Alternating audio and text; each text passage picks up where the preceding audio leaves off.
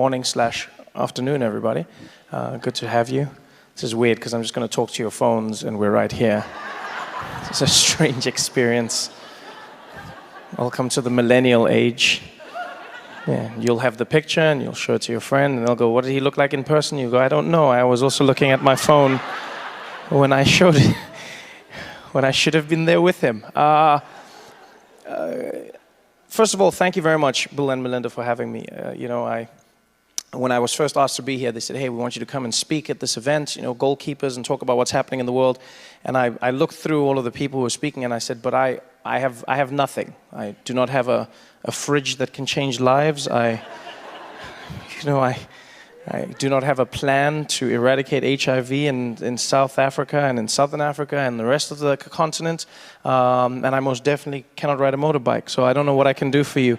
Bill just said, just come and share your thoughts, your stories, your ideas. And I guess that's how I process information. That's how I process my world. So I'll tell you a little bit about myself and why goalkeepers mean so much to me. So in case you don't know me, my name is Trevor NOAH.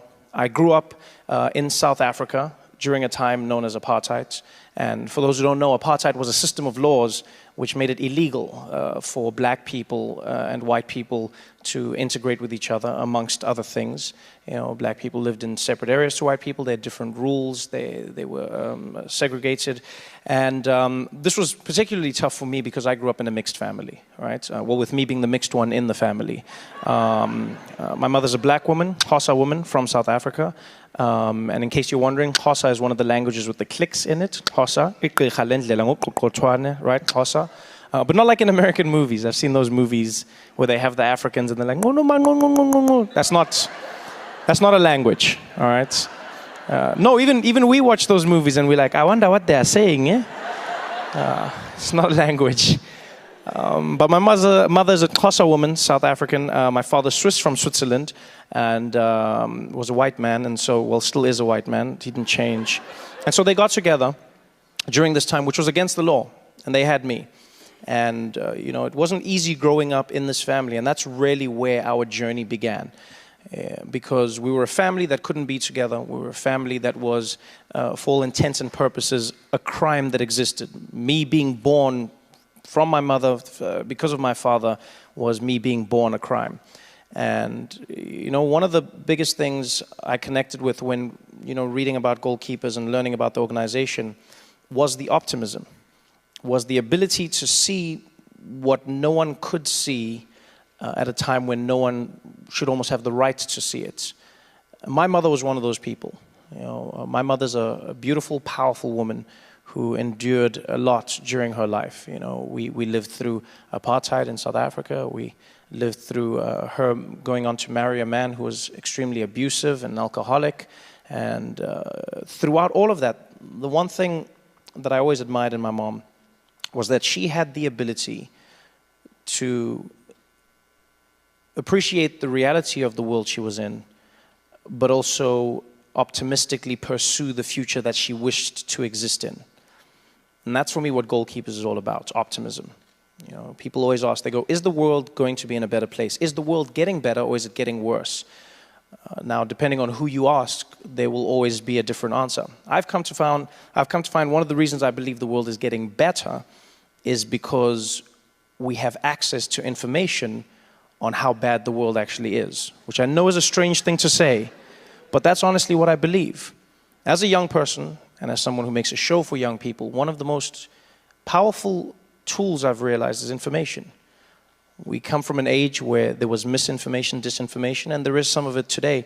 But now, more than ever, young people communicate across borders, across continents.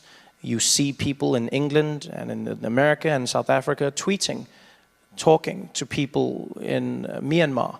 You see people speaking out about what they see happening in Sudan. You see people commiserating and sharing with victims of hurricanes across the Caribbean or across Texas. And whenever I look at that, I go, it's one of the most powerful tools that, if harnessed correctly, can lead to a completely new way that we communicate and we change the world. You know, and young people are driven. That's one of the most beautiful things I've realized is we live in a new age. You know, millennials oftentimes are mocked. You know, they say they're lazy, they believe that they're entitled, and, you know, they cry about small things, which is true, but they're also driven. They also wish to make a change. They also believe that they can make a change. And I believe that information and these tools that we possess today have helped increase that. You know, more than ever, we see that in America. You know, as the host of The Daily Show, I'm obviously in a world where we comment on news and politics. And one thing I've noticed with my audience is not only are young people growing into the world of politics, but they're engaged in a way that people were never engaged before, engaged in a way where they understand that they can actually change the course of history as opposed to just being a part of it. It's a beautiful experience to see that's taking place across continents. In my home country, South Africa, we see the same thing. Young people standing up and saying, we don't accept the status quo. We can change our destiny. We can change the future. We can be a part of this world. And essentially, that's what's happening in America right now. You feel it. You know, people always come up to me and they go, Trevor, as the host of The Daily Show, how do you feel about Donald Trump? I say, well, I don't know how to feel about him. That's the honest truth. He's a paradox for me emotionally. You know, one part of me is terrified at the notion that he is president of the most powerful nation in the world. The other side of me knows that every day he's going to make me laugh. I cannot deny this. The best way I can put it is, it's almost like there's a giant asteroid headed towards the Earth, but it's shaped like a penis.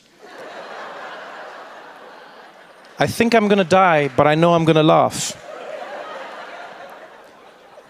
And this is a tough place to be in, because you have to process the very real situation that you are in, and that is a dangerous one. But at the same time, you can acknowledge that when you laugh, you're not controlled by fear.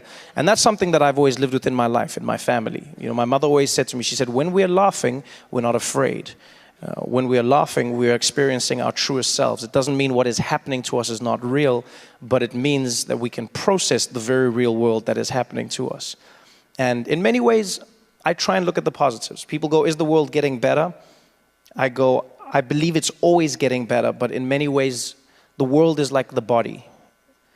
You cannot see the change when you look at it every single day, but if you take snapshots, you can see how things are getting better. You can also see how some things are getting worse. Climate change is one of those. And that's where young people are stepping up and saying, hey, hurricanes are a good example. You know, the intensity of these once-in-a-lifetime events has increased. Maybe it's time to do something. Young people are speaking up. Donald Trump is doing that. People are speaking up. They're engaging like never before. You know, for the first time in history, we're living through a time period where we're learning about the presidency at the same time as the president, which is engaging people like never before. You wake up, you read the newspaper, and you go, I've never knew this before.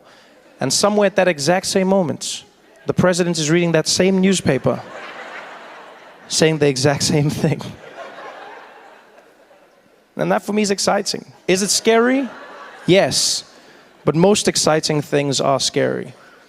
But honestly, I saw it over the last few weeks, and I mean, it's still unfolding now. You have, you know, Hurricane Maria, which is wreaking havoc and moving, you know, to Puerto Rico now, and we're seeing the devastation. But we've also seen the giving. You know, I was touched by how many people, even on our show, reached out.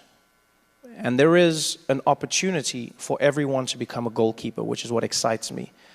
And that is, in this new world of technology, we have the opportunity to engage with activists on the ground level. People often mock millennials and they say, these are hashtag activists. And I argue they're hashtag activists until they're given the opportunity to take it from a tweet into the streets. And so I urge every single one of you in this room, if you have the power, if you have the ability, if you have the information or the knowledge, take these people up on what they're offering. They're energized, they're optimistic, they're powerful beyond all measure. And I'm proud to say that I'm one of them. I'm a millennial, and by proxy, I hope to be a goalkeeper. Thank you very much for having me, and congratulations on everything today.